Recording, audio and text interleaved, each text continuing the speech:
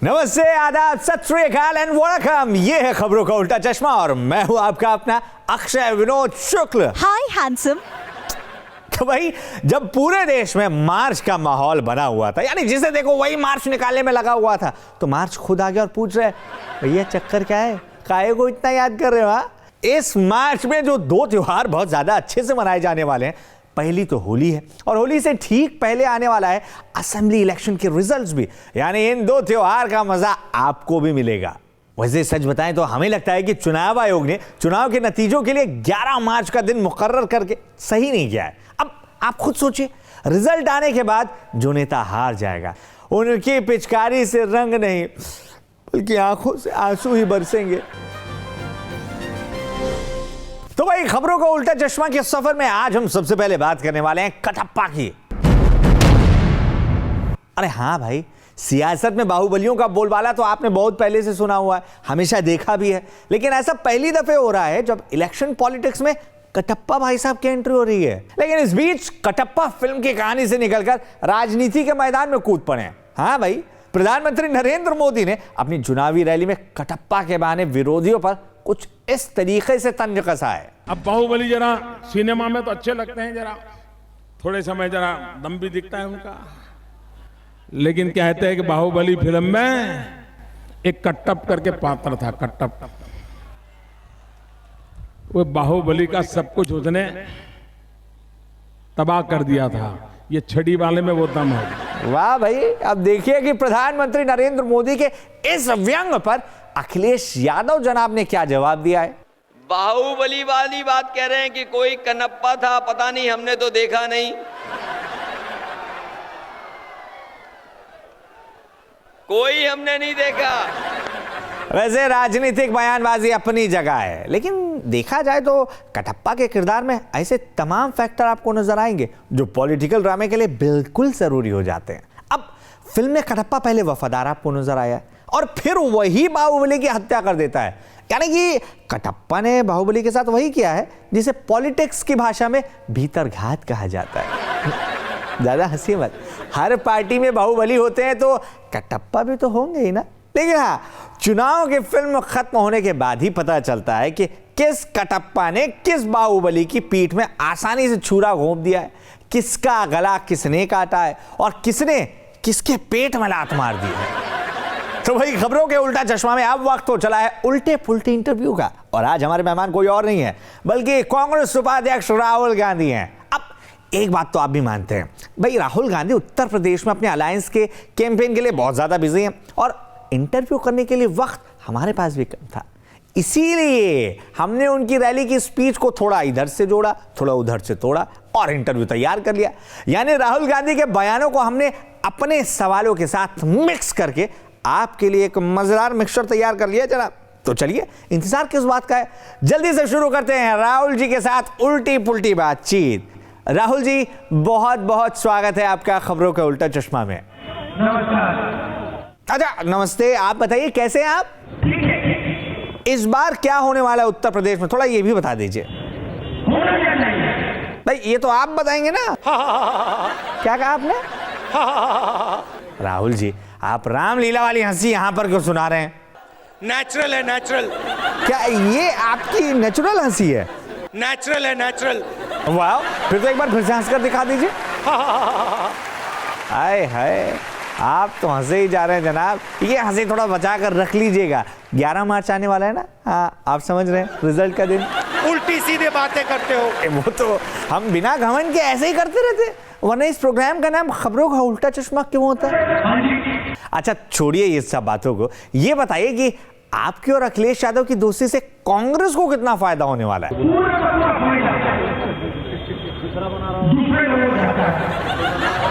दूसरे लोग मतलब कौन? समाजवादी पार्टी? राहुल जी, माइक से बात मत करिए, हमसे करिए ना। अच्छा अच्छा अच्छा, जवाब समझ में नहीं आ रहा है क्या? तो थोड़ा आसपास के लोगों से पूछ कर देख लीजिए। पूछ लिया ना, अब बता दीजिए राहुल गांधी जी। मतलब आप अभी भी कंफ्यूज हैं, आपको भी ये नहीं समझ में आ रहा है कि इस चुनाव में नतीजा क्या आने वाला है? बिल्कुल। अच्छा जाने दीजिए, इसका अंदाज तो बड़े बड़े इलेक्शन एक्सपर्ट्स भी नहीं कर पा रहे हैं, फिर आप तो राहुल गांधी हैं। वाह भाई, मान गए जनाब, आपका भी सेंस ऑफ ह्यूमर कमाल का है। No sir. अच्छा राहुल जी, ये मेड इन लखनऊ आम वाले बयान ने आपको बहुत खास नहीं बना दिया इन दिनों? उत्तर प्रदेश में सब कुछ बनता है, सब कुछ उगाते हैं आप लोग। उत्तर प्रदेश में क्या करते हैं? सब कुछ उगाते हैं आप लोग। और अगर आपके गठबंधन की सरकार बन जाएगी तब आप क्या करेंगे, ये भी बता दीजिए। जहां लोग आलू उगाते हैं वहां फूड प्रोसेसिंग प्लांट। क्या उगाते हैं, क्या उगाते हैं? जहां लोग आलू उगाते हैं। आप रियली वंडरफुल है, सीरियसली। आप प्लीज मुझे अब ये भी सिखा दीजिए कि भाषण कैसे दिया जाता है। एक शर्त है। क्या है? एक शर्त है।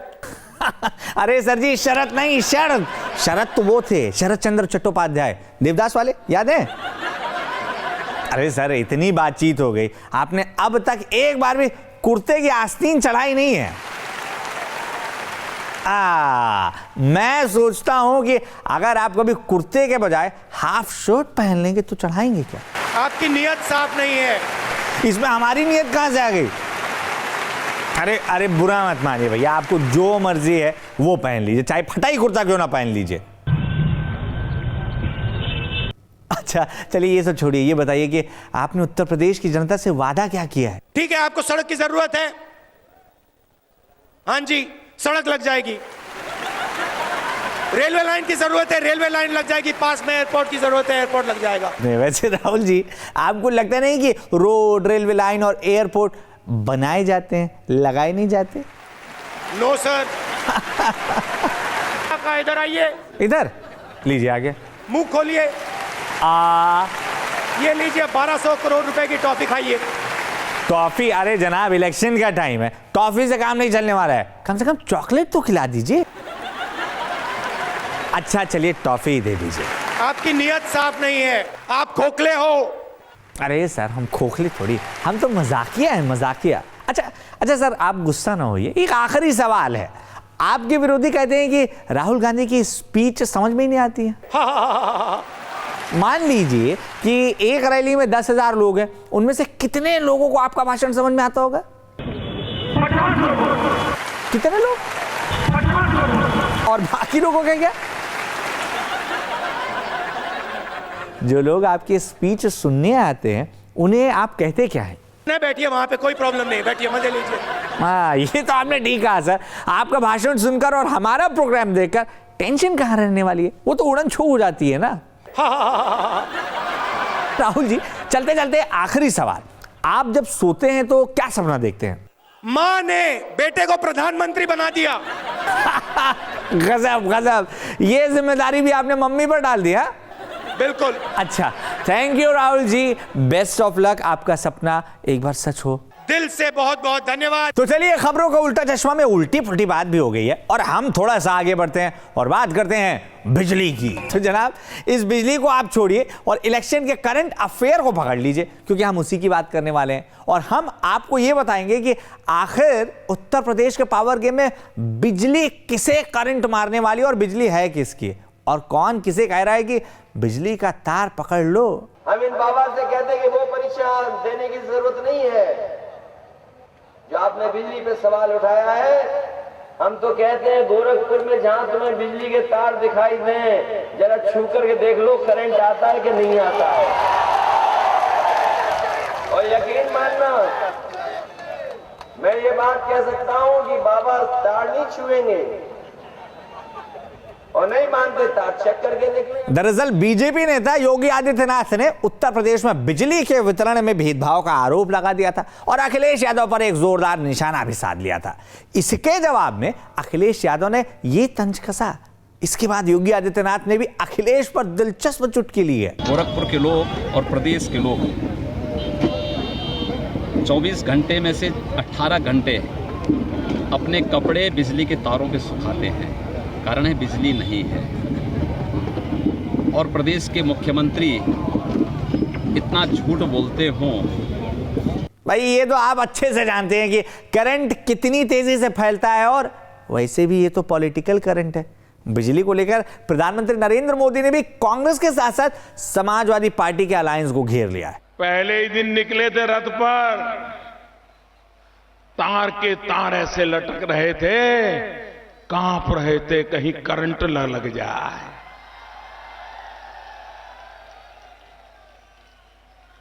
अखिलेश जी नहीं कांप रहे थे, उनके दूसरे नए नए साथी बहुत कांप रहे थे, डर रहे थे कि तारों के बीच से रथ निकल रहा है, झुक जाते थे, लेकिन लगता था यार कहीं छू जाएगा तो गए। अखिलेश जी परेशान नहीं थे क्योंकि उनको पता था तार है, बिजली कहां है। अरे भाई, प्रधानमंत्री का जब वार देख लिया तो थोड़ा पलटवार भी आप देख लीजिए। प्रधानमंत्री मोदी के तंज के जवाब में अखिलेश यादव ने मोदी को गंगा की सौगंध तक दिला दी। बनारस गए थे तो आपने कहा कि गंगा मैया ने बुलाया। हमारे गांव में तो कभी कभी सच बुलवाने के लिए हम लोग गंगा मैया की कसम खिलवाते हैं। हम तो कहते हैं कि प्रधानमंत्री जी खाओ गंगा मैया की कसम कि समाजवादी लोग 24 घंटे बिजली काशी में दे रहे हैं कि नहीं दे रहे हैं।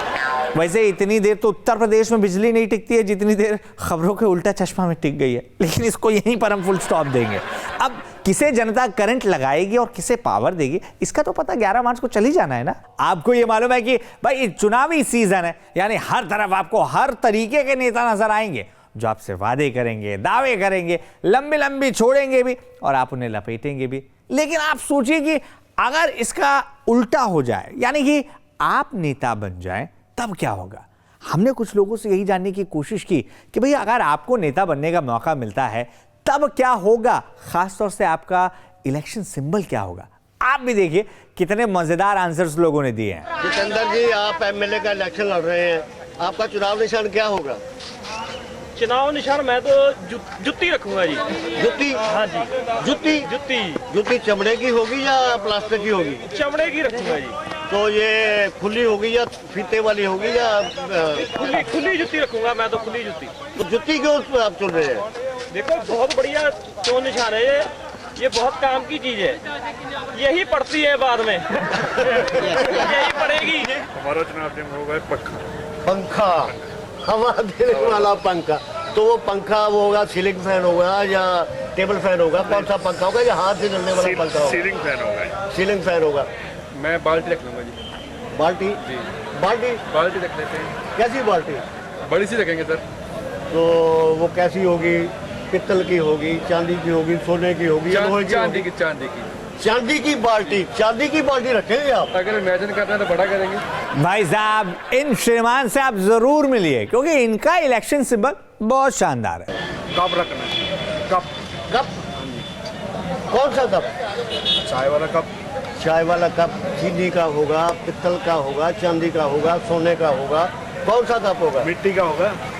तो मिट्टी का टूट जाएगा? नहीं, मिट्टी बहुत अच्छा है। अब ये भी देख लीजिए कि ये मैडम साहिबा अपना चुनाव चिन्ह क्या और क्यों रखना चाहती हैं। आई थिंक मैं मोबाइल रखती अपना चुनाव चिन्ह इसलिए क्योंकि वैसे भी कहा जाता है इंडिया इज यंगिस्तान, बिकॉज यहाँ पे यंग लोग बहुत हैं। वाकई यार, इन लोगों की बात सुनने से लगता है कि भले ही आम लोग हों, लेकिन अगर इन्हें राजनीति में आने का मौका मिल जाता है तो ये बड़े बड़े नेताओं को अच्छी टक्कर दे सकती हैं। तो वही खबरों का उल्टा चश्मा में आज के लिए इतना ही। अलविदा कहना मुझे पसंद नहीं, इसलिए कहूंगा खुदा हाफिज। जल्द आऊंगा दोबारा वापस करने आपकी टेंशन का मीट डाउन। टिल देन आप ऐसे ही हंसते रहिए, मस्त रहिए, तंदुरुस्त रहिए और बने रहिए न्यूज़ नेशन के साथ।